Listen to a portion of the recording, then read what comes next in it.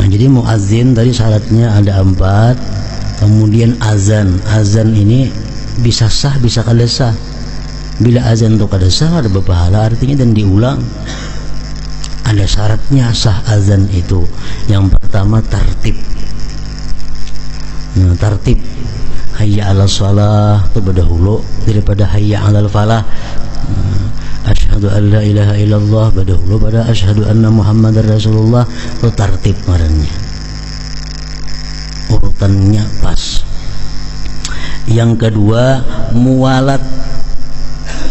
Bang itu azan itu atau qamat itu mesti berturut-turut. Jangan memandak lawas. Contohnya Allahu akbar Allahu akbar. Batal wudu. Bawanya baudu. Nah, tuntung baudu bahasa maka azan itu putus sudah mualatnya ngarannya kalawasan jaraknya antara kalimat-kalimat itu. Mualat. Yang ketiga syaratnya azan itu dukhulul waqti masuk waktu. Kecuali subuh. Subuh boleh sesudah jam 12 malam. Kalau selain subuh mesti masuk waktu. Bila azan sebelum masuk waktu haram, dosanya dosa besar. Hati-hati tukang azan itu, muadzin itu harus yakin bujur bahwa waktu sudah masuk. Ada kabar kira-kira berusia belum azan, nah bukan pahala yang didapat tapi dosa. Bahkan ulama mengatakan minal kabair, termasuk dosa yang besar. Dukhulul waqti, masuk waktu. Kaunuhu min wahidin, keadaannya itu azan dari satu orang. Azan itu saikong awal sampai tuntung saikong aja. Tidak boleh bergantian separuh-separuh.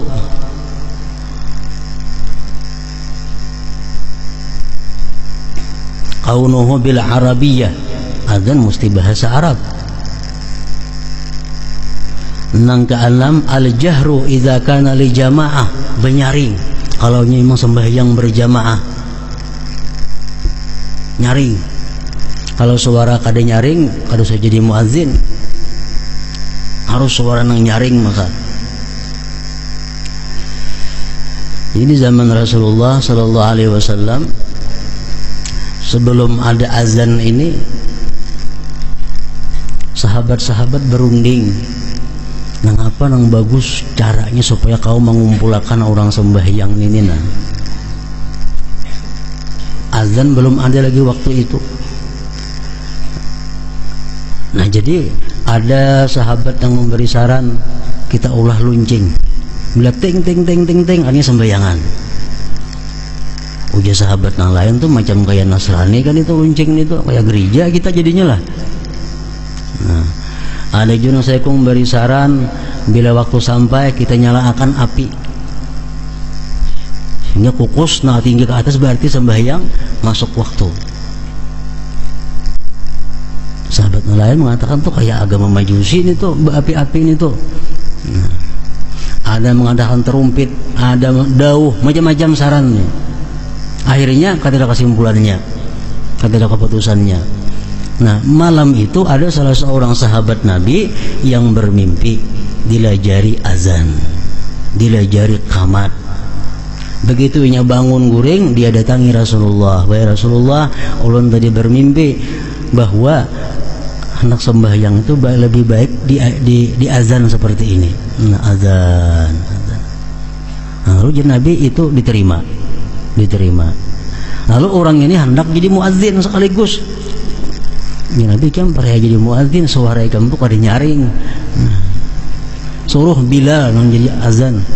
Bilal lebih nyaring daripada engkau suara.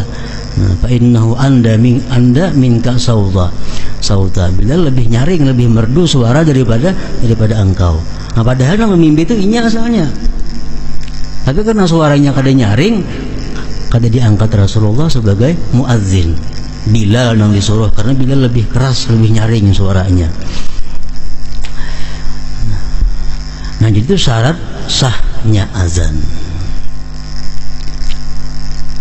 Dan lagi oleh para ulama mengambil daripada hadis-hadis Rasulullah sallallahu alaihi wasallam bahwa azan ini gunanya bukan hanya untuk salat.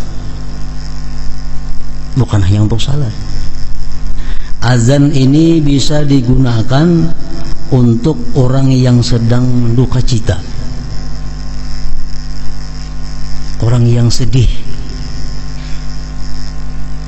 dibangakan di telinganya. Bukan inya nang bang kada orang lain suruh bangakan di telinganya itu. Nah, misalnya orang ini yang kehilangan kah, yang kematian kah, sedih, taungut menangis, nah bangakan di telinganya itu menghilangkan duka cita.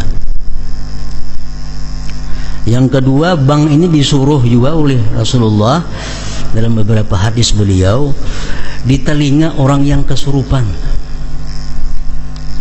Orang yang kesurupan bangakan, kada usah bakamat, bang aja. Wal ghadban, orang yang sedang marah, orang tuh nyarik bang, saya kemana di situ. Wal ghadban, ketika sedang marah. Wa man sa'a khuluquhu min insan aw bahimah, dan sunat juga dibangakan itu orang itu jahat perangainya, baik itu manusia atau binatang. Binatang, kuda misalnya, kada kawa diatur penyipakan apa segala macam, bangakan di telinga kuda itu. Atau ada manusia nang akhlaknya kada baik, bangakan di telinganya. Masih anak-anak kira-kira itulah Tuhan alih dibangakan di telinga tuh. Anak-anak pinang alih diurus, bangakan di telinganya. Wa man sa'a khuluquhu min insan wa bahimah. Wa indal harik, ketika kebakaran, orang kebakaran tuh bang, jangan beti lanjang bangnya, ada jadi pajah apinya, tuang bang beti lanjang. Mestinya nang bang tuh baudo, menghadap kiblat, berpakaian baik, naik kas rumah bang, nah itu ini bang beti lanjang, bebang hati apinya lagi. Nah, indal harik, ketika kebakaran